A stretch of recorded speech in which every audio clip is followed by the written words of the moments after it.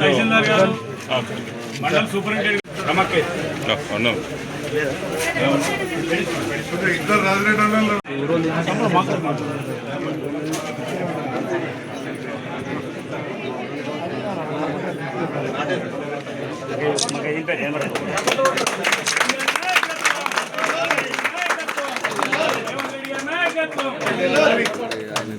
మైతాపూర్ అభివృద్ధి ప్రదాత సంజయ్ నగర్ నాయకత్వం, మైతాపూర్ అభివృద్ధి ప్రదాత సంజయ్ నగర్ నాయకత్వం, సంజయ్ అన్న సంజయ్ అన్న సంజయ్ అన్న సంజయ్ అన్న జిందాబాద్,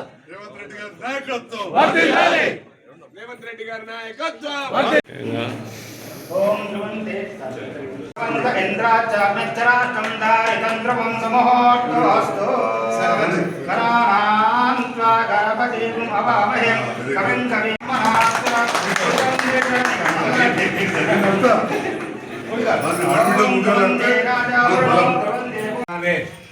ఏవైతే మహిళల కొరకు ప్రాధాన్యత ఇస్తుందో దాంట్లో మొట్టమొదటిది ఉచిత బస్ ప్రయాణం, దాని తర్వాతనే రెండోది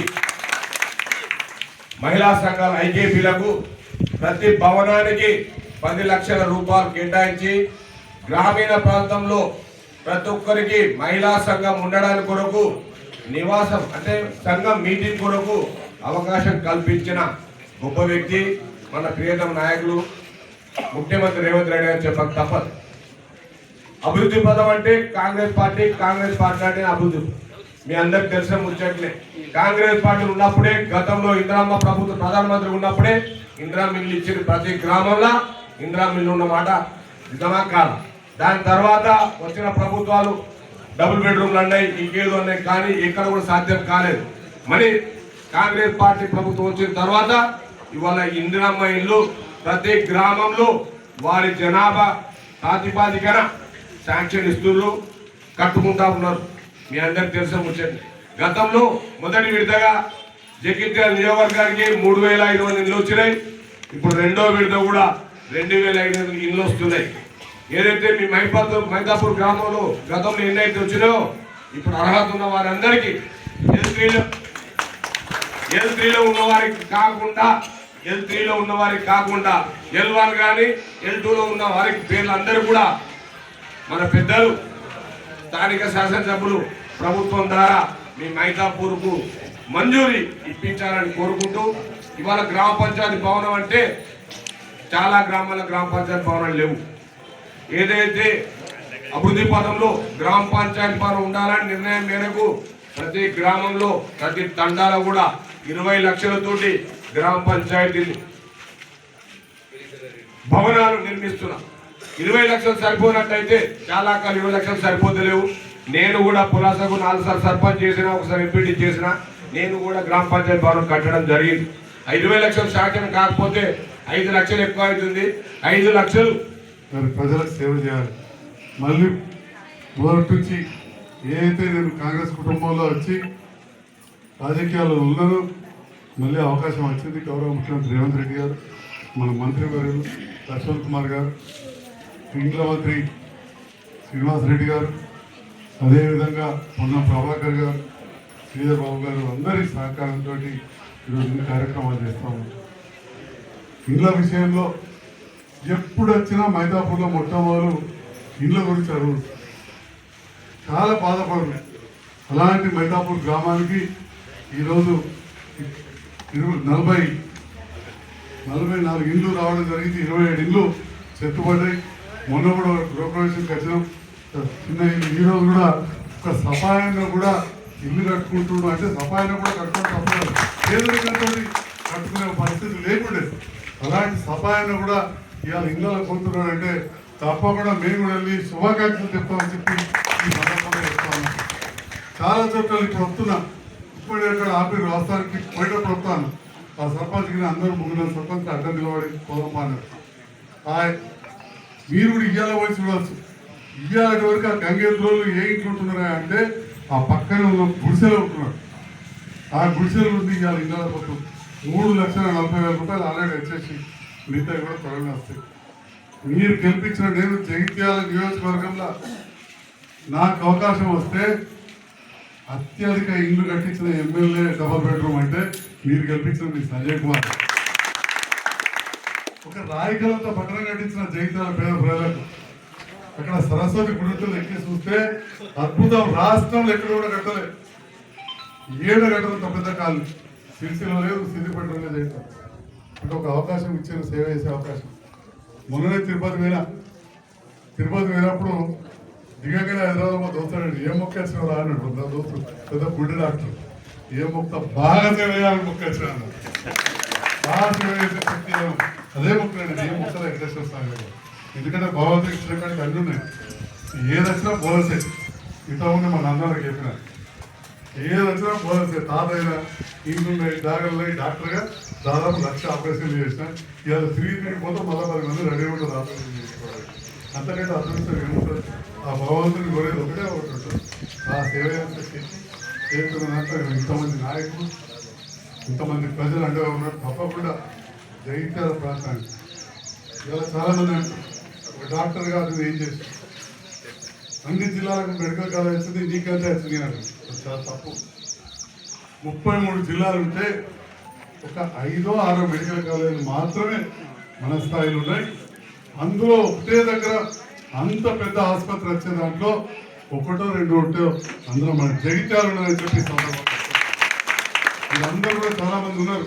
ఒక్కసారి సెల్ ఫోన్ ఓపెన్ చేస్తే అన్ని కనబడతాయి. Medical college Mancherial, medical college Nirmal, medical college Sircilla, medical college Karimnagar, medical college Kamareddy, పెద్దది కదా కామారెడ్డి, కొత్తగూడెం, చూడు కొత్త వనపర్తి, నగర్ కర్నూలు, ఎక్కడ కూడా ఇంత ఒక్క దగ్గర వస్తలేదు.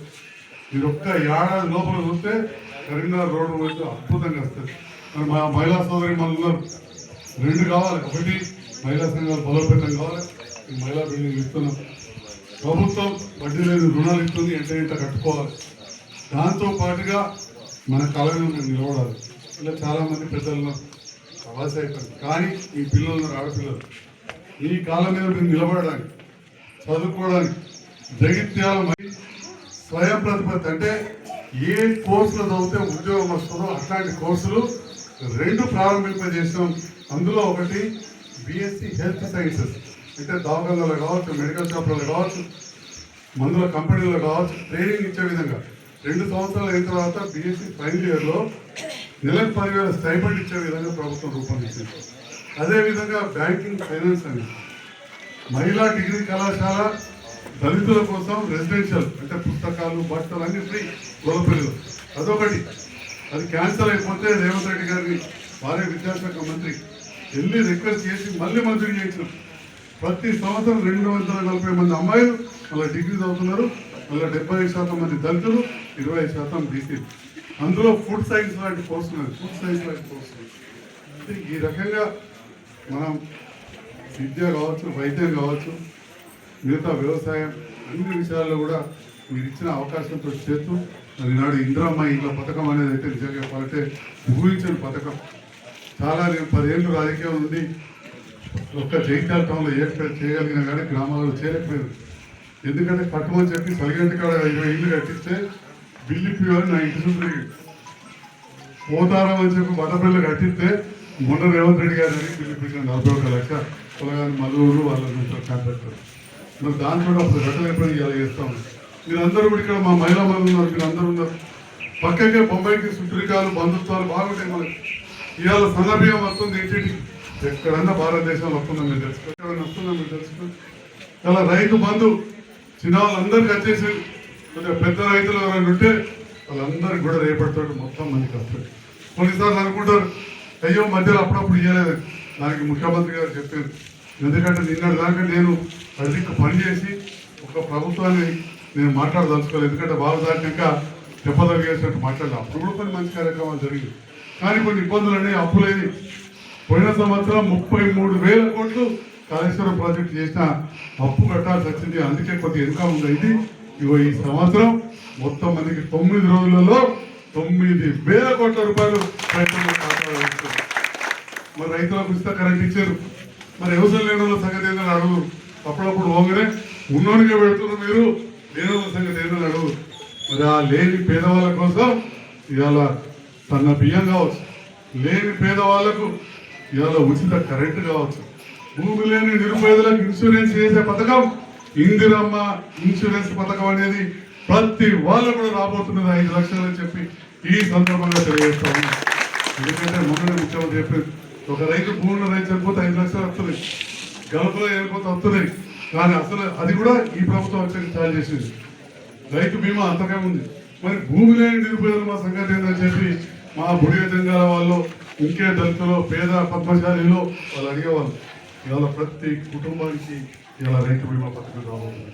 అంటే గౌరవ ముఖ్యమంత్రి గారు ఇన్ని కార్యక్రమాలు చేస్తున్నారు. మన పేద దేశం ఎంత చేసినా ఉంటాయి. ఇంకా కొత్త పెన్షన్లు గత 4 ఏళ్ళకే రాలే, వస్తాయి. రేషన్ కార్డులు ఇచ్చిండ్రు, ఇప్పుడు పాత వాళ్ళందరికీ, పెళ్ళైన వాళ్ళందరికీ ఇచ్చింది.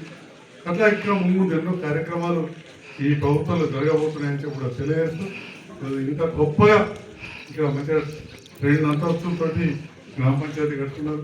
ఈ గ్రామ పంచాయతీ ద్వారా ప్రజల సంక్షేమం, అభివృద్ధి మా సర్పంచ్ గారి నేతృత్వంలో, ఉప సర్పంచ్ గారు, వార్డు మెంబర్లు, కార్యదర్శి, మండల అధికారులు మా అందరి సహకారంతో ఈ గ్రామం అభివృద్ధిలో ఉంటుందని, మా అండ కూడా సహకారం ఎప్పటికీ కూడా ఉంటుందని చెప్పి తెలియజేస్తూ